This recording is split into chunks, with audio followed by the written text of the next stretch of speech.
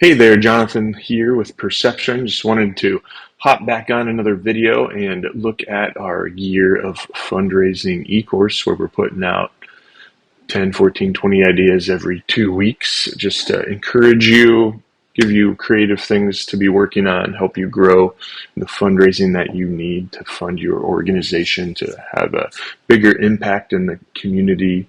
I think that a big thing that a lot of organizations miss or is kind of their linchpin is there's the organization of their contacts is often a huge mess. I see people that are using an Excel spreadsheet, but they have the same Excel spreadsheet on different devices and the data is different on each one. I see people using Google Sheets, which can actually be a great tool, but they also have a totally different set of contacts in their phone and in different emails, and people have stuff written on paper.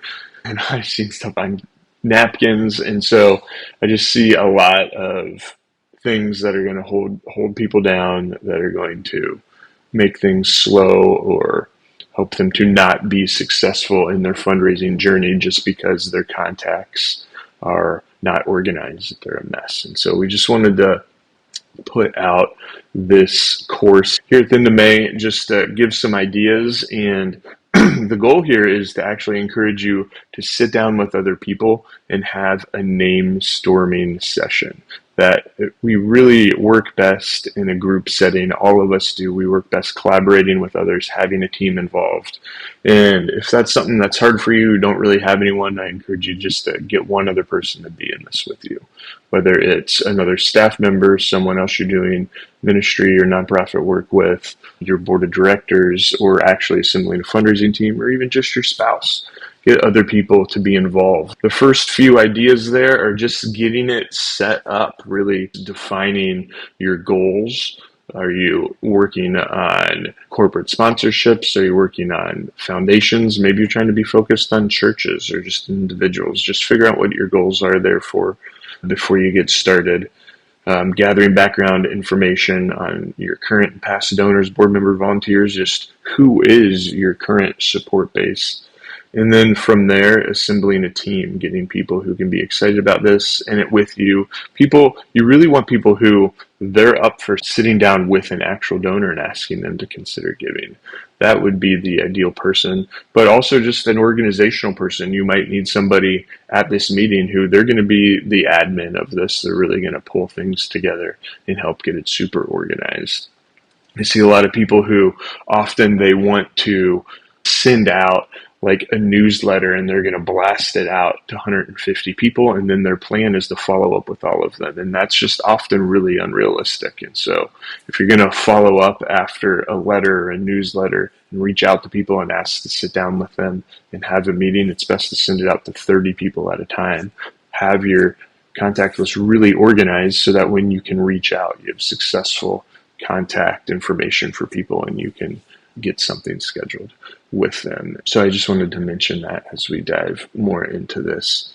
So we're just looking at 6 different kind of groups of people, or trying to gather potential supporters from these 6 different groups. So looking at your current donors, your board members and major stakeholders, your staff, your volunteers, your professional network, other community connections.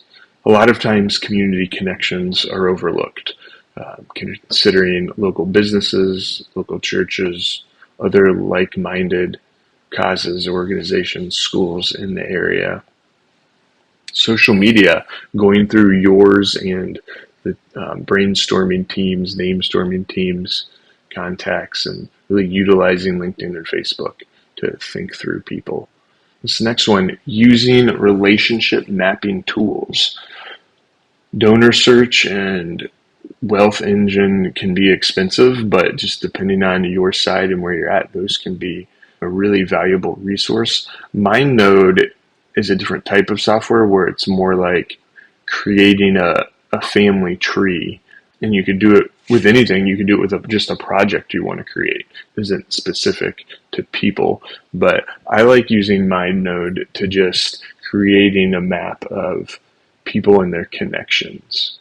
And so one of the big requests that we see from the nonprofits that we work with is that they want to be able to map out and connect people who are supporting organizations to maybe their home church and to their business that's also giving, and then to their kids who are giving. And they want to be able to see those connections within a piece of software.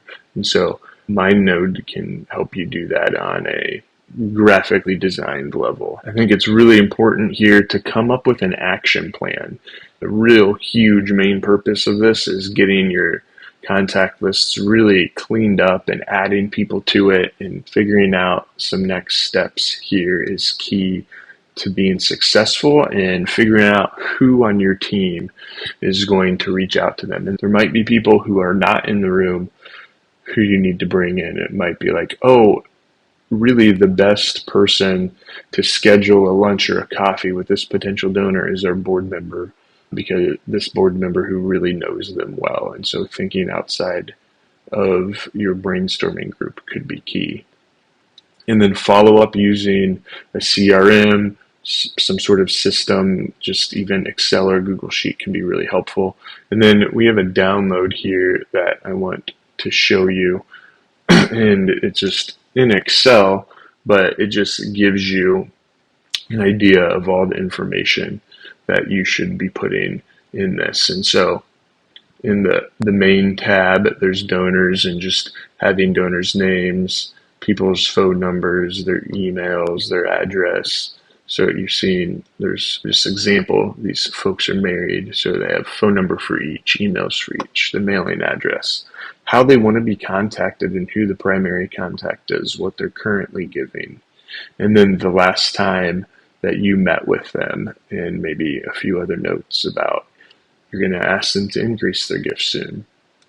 And then even what's going on in their life. How are you, if you're a prayer type person, how are you praying for these people?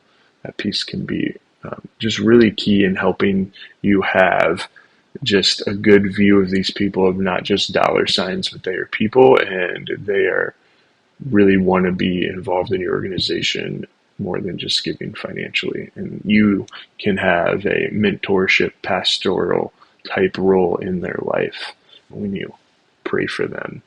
I think that's it for this course. I'd really encourage you to sit down with people who are on your side, who could be in this with you, having somebody in the room who's really good at taking notes, really getting things organized, but also having people on this team who are up for sitting down with donors and potential donors and asking them to give or even give more. So let us know how we can help you, and please remember that we're in this with you. Thanks for watching.